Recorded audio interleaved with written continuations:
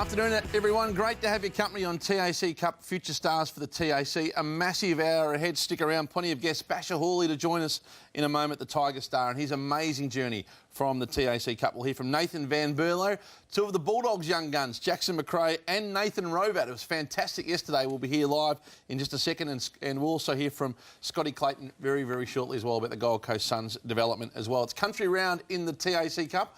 And this is how it's gone down so far in country round of football. And, of course, the Falcons, who are the benchmark. A 9-point win over the Pioneers, our special guest sold team. The Stingrays with a big win and a close one. The Bushies had a win over my boys, the Power. The latter, as it sits at the moment, in round 7 of the TAC Cup. The Falcons still on top of the Rangers. The Stingrays, the Dragons, the Power, Bushies and the Knights are all right there. And there's still plenty of movement that will come in the back end of the season. Football's father figure, who's influenced more careers than anyone, is Kevin Shifter Sheehan. Welcome. Shifter? Yeah, Hutchie. And the other thing that commenced yesterday was the National Championship. So the Vic Country boys were up in Darwin. We've got all the news on that and their big win a little bit later in the show. Our list management is covered beautifully by Terry Wallace, the former AFL great and player. Another fascinating interview today. Yeah, look, list management in its purest form today, starting from scratch. Scott Clayton, who I work with at the Western Bulldogs, we have a look at how he put together that Gold Coast Suns list, which is just starting to improve. It's country round, a country boy. One of the success stories of the TAC Cup is Nicky Dell. Good afternoon, Nick Del Santo. G'day, guys. Thanks for having me. Really looking forward to having a chat to a couple of young Bulldogs players, particularly after last night's game. Well, we won't let you off the hook on that a little bit later on. We want to have a look at your under-18 days very quickly before we get rolling, Nicky Dell. What are your memories? Fond memories. Obviously grew up in Bendigo. Used to play with some fantastic guys. That was Adam Selwood that kicked me that first pass. This was grand final day, so we played 2001 before Essendon and the Brisbane Lions. Can't really remember a lot about the game. I know that we lost it. Nice mop on your back then, buddy. Yeah, not much in the arm area either. But I actually got the nickname Wiggy from Stephen Milne my first week at the football club because my hair obviously looks disgraceful, to be honest. But, no, really good times and obviously a great pathway. And, Dad, you played, of course, for Vic Country as well in that year with some great players that have unfolded into the AFL. Jimmy Bartell, Gary Ablett, two of those. Yeah, absolutely. It was a really good year of football and we had a great time in the Vic Country team. How much weight and development? I mean, we see you there. Lucky it wasn't too windy there. You would have blown away. But how much weight would have you put on from your under-18 days through? I haven't grown a great deal. I think I was about low 180s when I came to St Kilda and I think I probably weighed about 78 kilograms and I'm weighing in about 85, 86 at the moment. So, I mean, as we all know, it takes a few years and a few pre-seasons to get a feel for it and get a bit of an AFL body, as they say, and that definitely was the case for me. What's everyone's TAC Cup triumphs for the round of football so far? Well, I'm going to kick in with Merrick Buchanan. Watched him yesterday, so he's jumped out of the Melbourne Renegades. Just try and stay in sequence if you can, Shifter. I'll start with Nicky Dell. I'll go first, Shifter. It's my very good mate and was just on the panel on the show before, Stephen Milne. He's actually just broken the record for a player coming off the rookie list with, I think it was just past James McDonald. He's a two-time All-Australian, obviously been a fantastic player and a great teammate more than anything. Plough? Well, just as we watch the last of the Milne highlights, mine is Daniel Hanbury. I just think the story now for Daniel Hanbury is sensational. Oakley Chargers boy from Xavier College. He was picked 30 in the national draft, a rising star in his first year. We go back to what he did in the grand final last year, could have easily won the Norm Smith medal, and he's just getting better and better every week. Now, Shifter. I was a bit excited there, wasn't I? But let's have a look at some vision of this guy making his debut for the Falcons for this year. He played for the Renegades in cricket, so he's Eamon's brother that overlooked a chance to nominate for the draft a couple of years ago, played in the Big Bash League, but then has decided that his passion really as a professional sportsman is now back into footy. He kicked 3 second-half goals yesterday on return. You see him up here. He's contested mark for a small as good. He's accurate. He's a left footer like his brother, and so he's my triumph. So he's the ultimate football versus cricket battle, isn't he? He chose cricket, had a crack at it, went and played in an elite competition, the Big Bash League. We would have got paid pretty well to do that, I suspect. Yeah, it was on a contract. A 5-year offer was put to him, but he's decided no. What sort of money would that have been, Shifter? Well, I'd think it'd be around the $80,000-$90,000 mark, and then he was in the second 11 for Victoria. Didn't play a Shield game, was 12th man a couple of times, but then has decided it's not too late to get back to footy, and he'll be a draft chance later in the year, and his form shown yesterday. Well, he'll have to get drafted, won't he? Well, there's a chance, I think, 2 years ago, Mick Turner was suggesting a top 30 choice on the form he showed in the last 6 games of the year 2 years back. Well, it's a fascinating story and one we'll cover at great detail. There's Basher Hawley. You just saw him. He's one of the great success stories and he joins us from the Richmond Footy Club. Welcome. Thanks for having me. Congratulations on your form. Disappointing night, obviously, last night, but you must be loving your journey at the moment, the way you've settled into that team. Yeah, really enjoying it. I mean, it's a great young group. It's you know, it was quite tough to make a move from the Bombers, but I felt like my career wasn't moving forward, and decided to make you know, a next step in my life, which was you know, to move onto another team, and you know, so far I'm really enjoying the environment at Tigerland. Dream time at the MCG. You've seen it from both sides of the fence, obviously from the Essendon perspective and now the Richmond perspective. It's a big deal, and even all the build-up to it. We're just having a look at some of the build-up last night. I was there at the MCG. Huge build-up to the game these days. Everything involving them, and even the manna gum that you are presented with before the game.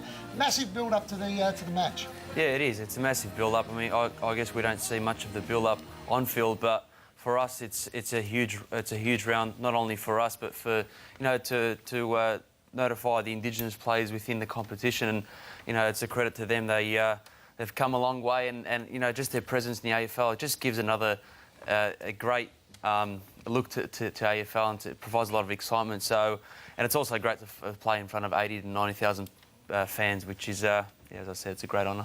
And Basher, you talk about moving clubs, which is obviously a huge challenge in the AFL environment, but also changing position. You've been obviously known as a running midfielder, I'd say a really good wingman. Now playing off half-back, how have you found that new role? Yeah, it's quite tough because, as I said, you grow up and you play, as a junior, you play forward, offensive, midfielder, and then to play in the back line is also is very challenging. But for me, I wanted to take my game to a next step, and for me to get better, where I had to improve my game defensively. So it's been a great role down half-back. Not only it does provide me with with run from the back line, but also that defensive mindset, which is very important now in our days. Basher, hang around. We want to talk about your journey from the Western Jets to AFL ranks. It is an incredible story. Stick around for that after the break. Before we head to the break, though, it's time for our still sharpshooting challenge for schools, where the elite kids of the competition go up against the AFL stars to try and win $1,500 for their junior primary school. And today, it's Jack Revolt, our still sharpshooter, going against Sandringham Dragons star Matt Hoy, all for still making it easy. Matt Hoy, Sandringham Dragons, halfback flank. Well, we're here again for another episode of the Steel Sharpshooters for Schools, down at Princess Park again, the home of the Sandringham Dragons, and I'm joined by a halfback flanker of them, Matt Hoy, mate. How's it going, buddy? Good, mate. How are you? Oh, off to a poor start here.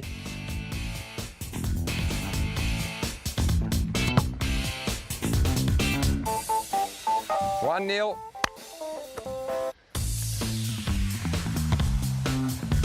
Is it coming enough? Jesus. Oh, just got the roll wrong there. Oh, let's see if I can make it 2-0. It's got chances. Too short. That's home. 2-0 there. 2-0. Grab your weapon, mate. All right, mate. Now, obviously on the easiest side for the right footer, you've got the aerial route with the banana kick. What are your thoughts? Yeah, probably just snap it through. All right, perfect, mate. We'll start here and have a shot and let us see how you go, eh?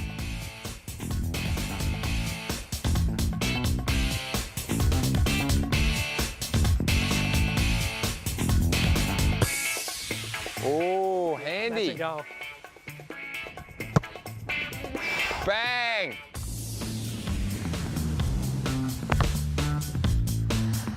Yep.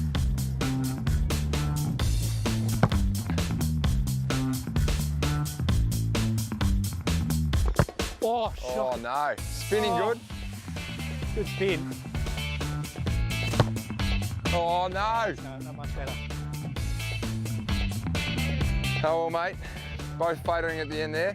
Thanks very much. Thanks for having me down here, mate, to your home ground. And hopefully for you and Justin Platt, the coach of the Sandringham Dragons, you have a great year and reach the finals. Yeah.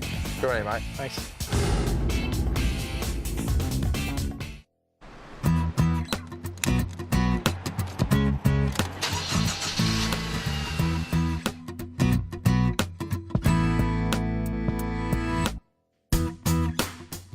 At the moment, it's revenge, so can't wait to see how that ends up. Going for a surf. It used to be Lance Armstrong, that's now changed I think. Kelly Slater, Elle McPherson, and probably have to go my best mate, Yannick. Work hard, Taylor Walker. Tom Lynch. JB. I know he gets around a few of the Adelaide boys, original South Australians, so yeah, he's been good to us. Margaret River. Probably say down to Mandurah. People on their phones. Nothing more annoying than seeing a person on their phone and not concentrating on the roads. Absolutely a sobering message from a former TAC Cup star, Nathan Van Bella. You can check out, by the way, roadtripforever.com to take a virtual road trip about the importance of road safety. It's a great initiative by the TAC. Speaking of the TAC, a former Western Jet, Basher Hooley, is with us. His story and journey is fascinating. Shifter, you've monitored it with great interest over the years. Oh, look, I love the starting point, Basher. Just recall, your parents were unaware you actually had fallen in love with a Sharon. Tell us about your early years, around 11, when you started to play the game. Yeah, I'm growing up loving watching local footy, watching my older brothers play local footy. There was a massive passion. You'd go out at quarter time, half time breaks, kick the footy around, and I was never actually involved in the footy club. And it wasn't until one day my older brother, who was involved in a local club himself, decided to pick me up and take me to a local club without my parents' permission. Quite unique, different, unusual, but you know, for me it worked. I went throughout a whole season without their permission, and it wasn't until one night I brought home a handful of trophies, and they caught me, and basically we just come to an agreement from there that I was going to continue to do well at school and play the game that I love. Taking in mind they came to Australia to seek a great education for their kids, and they thought sport was a vehicle that was going to drive them away or drive us away from education. And let's have a look at you, the Western Jets. You progressed very quickly. You represented Victoria at under 16 level, and then of course played for the Western Jets. What do you recall about those years in your development? Yeah, well, no hair in the facial area. So, but apart from that, look, I really enjoyed it. I played as a 16-year-old. Played 3 seasons at the Jets. Represented Vic Metro, which was a great honour to play for your state, and also to captain your state. So it's a great pathway. It's elite, and you get to meet a lot of friends that you play with throughout AFL footy. Now, should we have a lot of juniors watching this program? What would you sort of say is one thing that they need to really work on at this stage of their careers if they want to make that step from where you are here to playing AFL? Definitely work ethic. You got to work really extremely hard on both sides of your body as well. So it's not only fitness, it's working on your skills. Now you go to the draft camp. It's no longer all about fitness. It's about hitting your skill, executing your handball and your kicks. And the other thing is, especially coming from my community, is discipline. You've got to be an extremely disciplined player, where you don't argue to anyone. You, especially at that age, you have to listen and take in as much as you can and learn, because through the ages of 15 to 18, that's where you're going to learn a lot and you're going to make a difference. So, you know, discipline plays a huge role. And on the field, you're obviously making some huge impacts at Richmond, but off the field, probably just as substantial. You're obviously involved in the multicultural program with other prominent AFL players. Can you give us an update on that program and your impact on that? Yeah, it's going really well at the moment. I'm currently working one day a week at AFL with Shifter. For me, I'm focusing on Islamic schools, which I grew up and I started in Islamic school, but the one thing that we lacked at that Islamic school was an inter-school sports program. So my part is to give back to these Islamic schools, get these kids participating in sport in general. It doesn't have to be football, but obviously using my football background to create a Basher Hooley Cup and then an academy which we can get these kids together from all around Australia, locate their talent and provide them a pathway to AFL. Fantastic what you're doing, Bash. We call ourselves a game for all, and you're certainly giving other boys the chance to actually get involved in the game. Has your faith ever interfered with your football at all? So the fasting part? Never from the negative side. If anything, it's made me a more disciplined individual. It's made me a patient player. And it's helped me grow a lot as a person, and you know, through my praying, my fasting, this all helps me as an individual, and it makes me calm. You know, it keeps me calm, and it makes me extremely patient. So it's definitely come across as a positive, and the amount of respect you get from your players, from the opposition, is enormous as well, and it's a credit to where our game's heading. For those who probably don't know, how often do you pray and fast, if it's not too personal a question? No, nothing's ever too personal. As a Muslim, we pray 5 times a day. It's pretty much spaced out throughout the day, and 5 or 10 minutes, that's all it takes, all up about half an hour a day. So it's amazing. It's not so much to give back to your Lord, considering there's 24 hours in a day. From the fasting perspective, we fast 30 days a year. It's called the month of Ramadan, where we fast from dawn till dusk, and we abstain from food or drink. It's quite tough when you're a young kid, but for me, I've been doing it for 15 years, so it's second nature to me now. And you take the role of a role model very seriously, very mature for your age. You love being a role model to so many kids out there? Yeah, I do, and it's not, you don't get it given to you. It's actually it's forced upon you to become a role model, especially in a position that I am, being one of the first Muslims to play AFL footy. So it's a great responsibility. And I want to definitely give back as much as I can to those young kids growing up. It's a great story. Well done. Thanks for coming in and sharing it with us. An inspiration for so many kids in the under-18 competition at the TAC. Thanks for having me. Basher Hall joining us. You don't go home empty-handed. Plenty of prizes. This is the prize pack in the gift lounge. Around for a golf for 4 at the beautiful Kingston Links Golf Course in Rowville. It's got the new driving range. It's a beauty. The Bulldogs men's skincare product, man's best friend. You always look your best. Country Racing Victoria marquee. A great day out for you and your mates at the end of the year. A night for 2 at the Parkview Hotel on St Kilda Road. The perfect location there with Stacey and the team. The Soho Workshop voucher from Sammy Soho and the team. Get in there, he'll look after you. The Tosca Travellers. Travel goods are always first class for the end of the year, and you'll enjoy all those prizes from the gift lounge. Basher Hawley joining us, magnificent. Thanks for having me. Basher Hawley joining us on TAC Cup Future Stars. 2 of the guns of the Bulldogs win yesterday. Jackson McRae and Nathan Rovat join us next on TAC Cup Future Stars.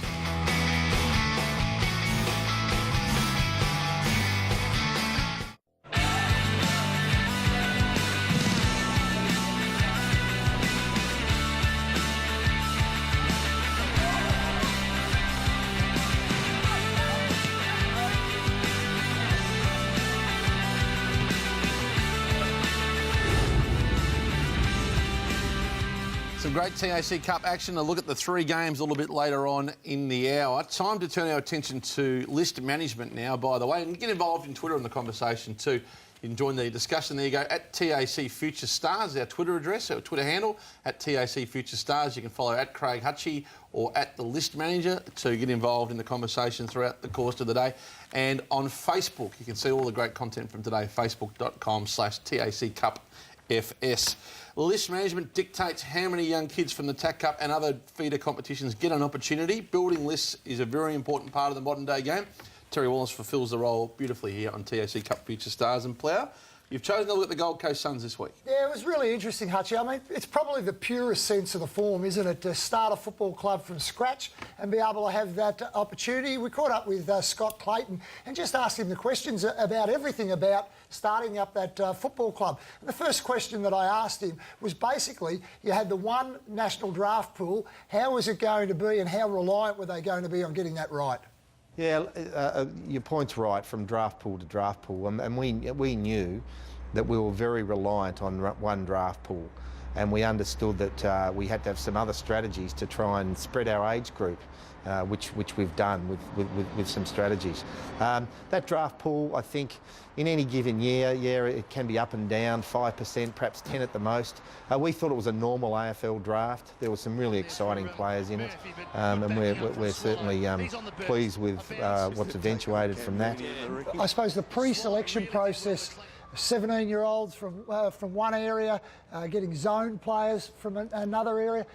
How difficult is it to identify? I mean, at the best of times, going to a draft is difficult to identify, but all of a sudden you're trying to identify some of these young boys another 12 to 18 months earlier than normal. Yeah, look, that was difficult, the 17-year-olds, and we were able to take 12. We ended up with 11 and lost 1 to cricket. And they had to be born in the first 4 months. And the reason why that was staggered is we actually needed them to play in our VFL year the next year. So we were clear that we had to take the full mandate there. In another scenario, if chronologically we weren't going to get them for another 2 years, you might have only taken 6 or 7 or 8, but we certainly needed them in the first instance. And we know from history that when we draft 17-year-olds at AFL level, we hit at about 40%. The next year it goes up significantly. So we were pleased with that group, and they are what they are, and we'll certainly do better than the 40%. People will analyse and scrutinise as they always do. Obviously, there was a couple of boys that you mentioned that did play very, very early for opposition clubs that could have been on the radar for you guys. Gaff and Heppel, I suppose, are the two that sort of stand out from that point of view. Is it a reasonable situation, or would have your guys put into an environment of a more senior-based club, would have they done exactly what those other boys were likely to be doing anyway? So I think it's more difficult to assimilate 10 young players into a team than just take one 18-year-old into an already established, mature AFL team. I don't think there's any question with that. So the two players, Heppel and Gaff, you've mentioned, they certainly went into that environment.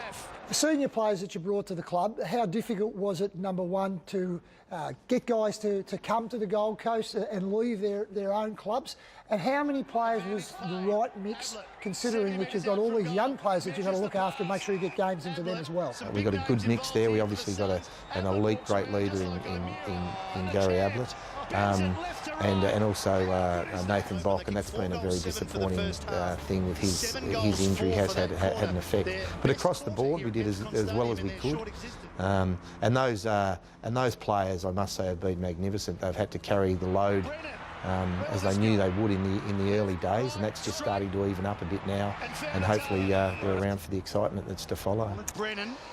How important was the mini draft of the last 2 years for your club? We knew that we'd have to spread our age. You can't have a whole team or a whole list basically born in 1 year. So one of our strategies, once the GWS mini draft rule became available, where they could acquire 4 players and move them on, and they've done really well out of that. I think they've got 7 first-round draft picks out of those 4 players. They've really, as I said, done a great job. And so have we. We ended up with 2 of those players that really reached into the following 12-month draft pool. So it spread our age a bit. So Jager O'Meara clearly, is a terrific inside-outside player. And we're really excited to have him, and our supporters that have seen any Nyaffle games as curtain raisers will be very excited about Jack Martin.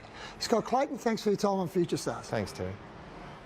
One of the great recruiters of all time, Scotty Clayton. Everyone looking forward to seeing Jack Martin next year. Excitement around him already. It's a tough gig, player. Got some right, some wrong, but it's an inexact science when you're building a team. It is, but they're starting to come together, aren't they? I mean, 4 and 4 at this stage. They get a couple of the bigger clubs over the next couple of weeks.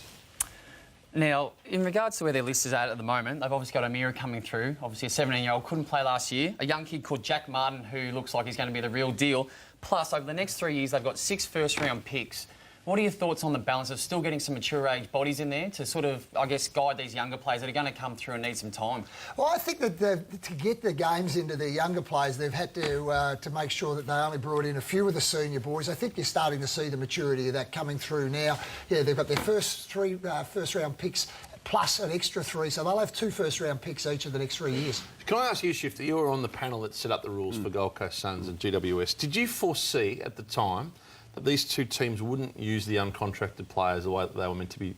Like, Gold Coast used 8, GWS used, I think, about 3 of the 16 or 17 they had available. Did it surprise you? It surprised a bit, but look, it was always going to be up to the club. We knew that they'd have a very strong list management group that would make that decision. We wanted to give them enough of a hand, basically, to be able to make their own choices. And the conversation behind the scenes would be, will they get the 12 players or not, the players that are out of contract, or will they go with kids? They did have some very good players coming through from Queensland, and they were given the Northern Territory as its own as well. But in hindsight, Shifter, and the Suns probably not quite the same example, but the GWS are uncompetitive right now.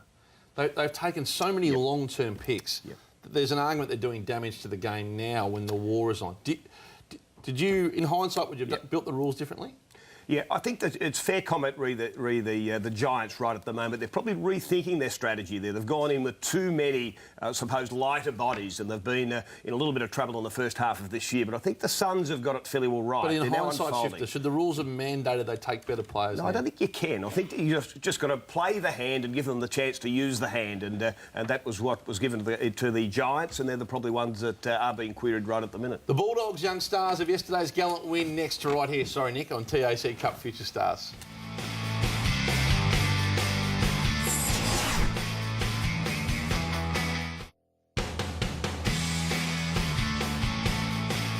TAC Cup Future Stars for the TAC, and with winter on our doorstep, the TAC has sent a safety warning to all Victorians. Please slow down, take extra care on the road and drive to the conditions because speed hurts. There's no doubt about it. Please take good care on the roads. All right, a bit of a close to home with the difference this week. Two young men who starred on the weekend who went to school together. And of course, close to home is for Sweeney Estate Agents, the can-do agents. It's great to have Darren and the whole team from Sweeney Estate Agents on board. You can visit them at Sweeney Estate Agents for all your real estate needs, the can-do agents. And the can-do combination yesterday, Shifter, Jack McRae, who's formerly Jackson, of course, and Nathan Robat picked 6 and 21 for the Dogs, and they've done it beautifully. Welcome, gentlemen. Thank you. Yeah, boys. Big fortnight, respectively, for both of you. First, the rising star for you last week, Jack. You must have been thrilled. Yeah, no, it was a great recognition, and obviously didn't get the result up there in Gold Coast, but yeah, it was a good performance individually. And Nathan, what a way to make your debut in AFL footy with a win. It was only the second in 20 matches, so you got the golden touch. Yeah, it was good to get the 4 points and good to get the opportunity to run out there with the boys. I've been fortunate enough to see a lot of you guys play your school football in particular, but I'll start with Jackson. Coming down to the Bulldogs, how did you find it, sort of coming from playing TAC Cup football to full-time environment in footy? Yeah, definitely. It's a huge step up, under-18s footy and school footy coming into the AFL system, and also just the bigger bodies and the work rate, especially that Batcher Hooley was talking about before. It's a huge step up to anything I've done before. And just actually, just watching some of your footage here, have you found just the general playing of the game okay? And the senior players around you, how much does that help? Yeah, definitely. All the senior boys have really looked after all us first-year players off the field and on the field. And I guess when you just see the ball, Mac has been really good to just tell us to back our instincts and play footy. And Nathan, obviously you hear from young guys that are coming in for their first game, the step up in the pace and the intensity. Unfortunately, last night I saw your first hand about. I thought you were really composed with the ball. How did you feel out there? And is that true? Were you composed, or were you doing a little bit easy against our boys? I think definitely it was a bit nervous, but I guess at the start of the game the boys were just keep your composure around the ball and just back your instincts, like Jacko said. And Mac has been really good in just telling us to play the game. So yeah, it was good to get amongst it a little bit, and yeah, it was definitely very nervous. No, you did a really good job, obviously, running and carrying the ball, and a few times even when we had numbers back, instead of bombing it in, I think you were able to find a target at times where you probably expect something different from a first-game player, so full credit. And Jack, I just want to ask you about Brendan McCartney, the teacher. So you've had a few more games under your belt. How do you find him as a guy to educate you on what's needed at the highest level? Yeah, he's been huge for my development individually. Since coming into the club, he's really looked after us, and he's really worked hard on my game, especially in the contested area, which is probably one of my weaknesses coming in from under-18s level, so that's really helped me. And mentors there, Nathan? You got a mentor there? I know Bob Murphy's helping you, Jack, but have you got a mentor there at the club? Yeah, Sean Higgins is my mentor. Unfortunately, Sean's had his foot injury, but he's been fantastic. He watches my vision with me. It's really helped me through the last couple of weeks. So, yeah, Sean's been awesome. Let's have a look at a bit of vision of your under-18 days, the Chargers for you first, Jackson. How did you find the system? And certainly you had a fantastic finish to your under-18 career. Yeah, obviously I didn't play underage at Oakley Chargers. Quite similar to Toby Green, how he went about it. So, yeah, put in a strong under-18th year and got the premiership as well, so it was pretty successful. And kicked the final score, which actually won the game for the Chargers in the grand final. Yeah, I was lucky enough to get on the end of it and sneak it through for a point, so yeah, it was nice. And Nate, this time last year you set yourself on Vic Metro to play in that team, to play well in that team. You certainly fulfilled all of those goals, all Australian and MVP, I think. Can you relate back to this particular period last year and and your particular goals? Yeah, definitely. Last year, obviously, was very nervous, just wanting to make try and get selected for the Vic Metro side, and after sort of accomplished that, tried to set myself some new goals, and ended up playing all 5 games and playing my part in the side. So it was good for Vic Metro and good to get a win, and I guess personally good to have a good carnival. And playing for the Northern Knights, as we see here on the vision, you start in wet conditions. That doesn't worry you at all? No, not really. I'm close to the ground, so it sort of helps me a little bit. But don't mind the wet conditions. Kerry Grammer, you two boys competitive against each other? Oh, no, I think Jack Viney was the most competitive out of all of us. Definitely. We just enjoyed it, so it was good. You're still good mates with Jack still? Stay in touch? Yeah, speaking to him, and he's been doing well at Melbourne, so it's been good. Quite amazing that 5 of the boys actually got drafted from that one Carey side. Didn't win all the games necessarily, guys. It didn't mean that you won every week. No, Vic Metro kind of killed us through the year. We missed about 4 games, so that was bad. Fantastic for coming in. Really sensational stuff, and look forward to catching up with you through the course of your journey on TAC Cup Future Stars. Cheers, boys. Jackson McRae, or Jack McRae as he's now known. Jack, you prefer Jack? Jackson in trouble, so yeah. And Nathan Robat joining us for close to home for Sweeney Estate Agents. The Sweeneys, of course, great contributors to the western suburbs of Melbourne. Plenty more to come on TAC Cup Future Stars.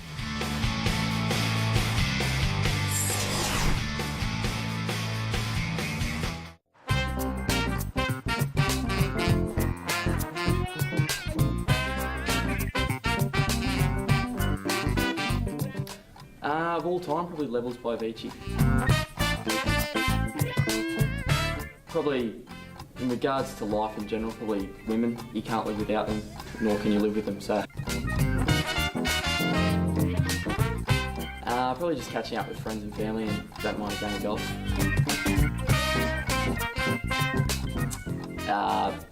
As I already touched on, probably women, family and friends.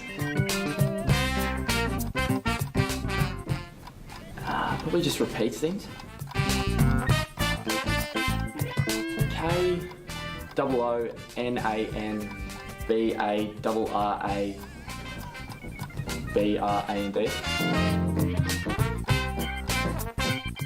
Have you kissed a Girl by Katy Perry? Likes his girls, Ben Lennon, doesn't he? Plenty more to come on that young man. What a great character he is too in the TAC Cup competition. Still to come, your chance to meet David Zaharakis this week. More on that very, very shortly. Before we get into the TAC Cup under-18s, I just wanted to touch on the Saints with you, Nick, after we saw the Bulldogs there yesterday. Yes. Disappointing. You're confident you can climb out of the situation you're in at the moment as a footy club? Yeah, absolutely. I mean, we've had some really good times, and we're obviously not winning games, which is really frustrating. That's the main feeling we have at the moment, is frustration. But within that, there is some good signs. We've got some really good young kids that are finally getting some opportunities. We've been, I guess, criticised in the last 3 to 5 years about not giving young guys a chance. There's always been the set senior boys. So those guys are getting their opportunity, which is positive, and that's exactly what we need at this stage. It's a long year. We've had 2 wins, and I think that makes 7 or 8 losses. So we've got to. We're just going to look to improve, as simple as that sounds. And your own future's getting some discussion at the moment. You're a restricted free agent at the end of the year, or unrestricted? No, I'm still in contract. Yep. So I had a 4-year deal, which I signed. Is it trigger? Yeah, with a trigger, which basically means it protects the club. So if for some reason I broke my leg, broke my back, and I couldn't play, my last contract wouldn't be there. My last year of that contract wouldn't be there. Some of the Sunday Footy Show suggests you should go on and play somewhere else for the next 3 or 4 years and have a chance at the success. Is it going to be a temptation for you? To be completely honest, I've never thought about it. I've been there since I was 17. I love the club. I love the boys. And it's round 9, so I'm in no position. And as I said, I've got a contract. So it's not even a thought at this stage. I need to improve my form. I accept that. But we need to get better as a club. What about your old boys, the Bendigo Pioneers, who are in action yesterday against the Geelong Falcons? Yeah, the boys were good. They had a really good crack against Geelong, who haven't lost a game, and as they can see here, they went down by 9 points in the end. There's a couple of singular goal kickers for the Bendigo Pioneers, and for the Geelong Falcons, multiple goal kickers. So a really good effort, really competitive, and they end up going down by 9 points. A young fella called Darcy Gardner, who Shift, I ask you about. What are your thoughts on this young fella? Yeah, he just took the mark there. So he's the big, strong-bodied forward, as you see here, number 39, 192 centimetres. So he's still 6'4". But I see him as a defender. Some of his games last year in national championships were very impressive, playing on the best tall forwards, but capable of playing either end of the ground, which I think is a great asset to have. Here's a kid called Isaiah Miller. He's another one that really caught. Now, this is the goal of the year. He stepped around a couple, passed it, they got it back, and from outside outside 50 has slotted it through. He's a boy that really mops up beautifully. He's one, I think, sure to get into the AFL, in my view, the way he played yesterday. And just going on to the next game, we had Dandenong going for the 5th win, playing against North Ballarat, yet to have a win.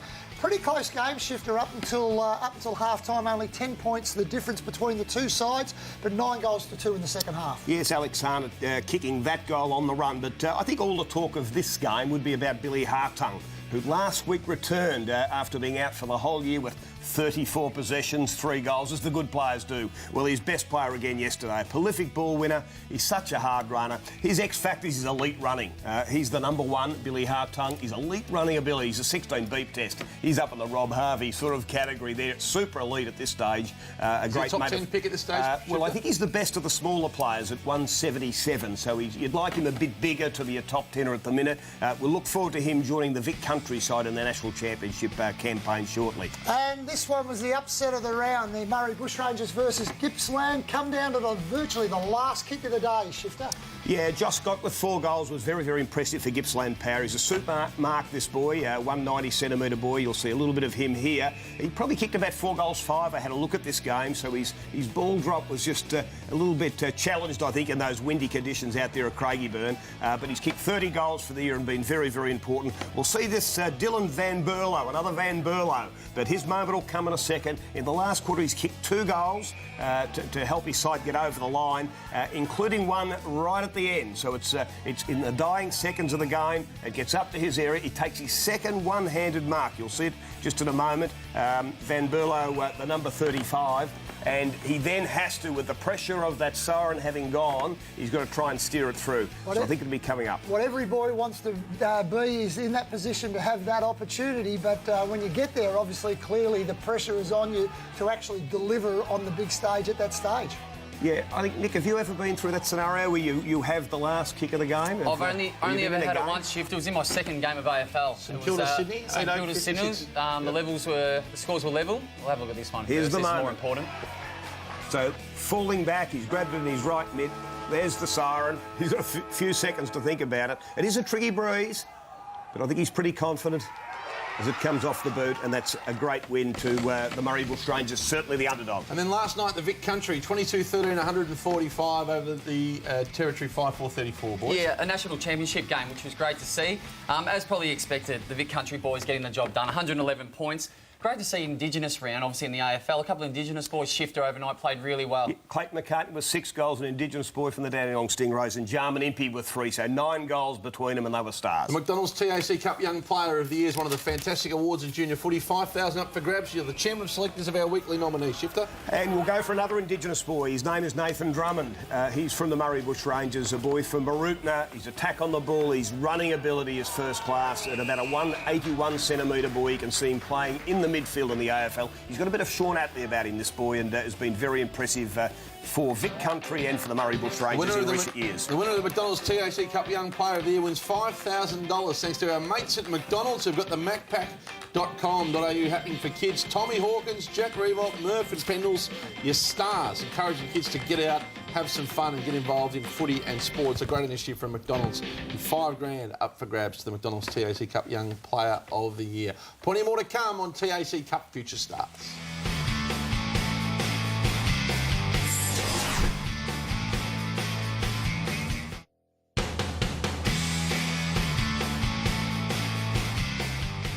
In the AFL action, Hawthorn 6-6-42 lead. The Gold Coast have been competitive, Shifter, 5-4-34. We're pleased with that. Look, it's good to see that 6 boys from the Northern Knights have debuted this year in the AFL. Nathan Rovert sort of reminds me of Nick Vlastuin as well. You've had Aidan Core, Dylan Buckley, Jared Keisha, and Sam Grimley's another one. So that's a fantastic effort from one footy club. And you tell us that because Grimley kicked the first goal in that game. Yeah, which is great for him. And Jared Keisha actually played on Nick the other week. Yeah, a couple of Monday nights ago. He's a real honest, solid player. Don't forget, this week our Telstra Store Footy Hub will be back. Go and see Daniel and the team.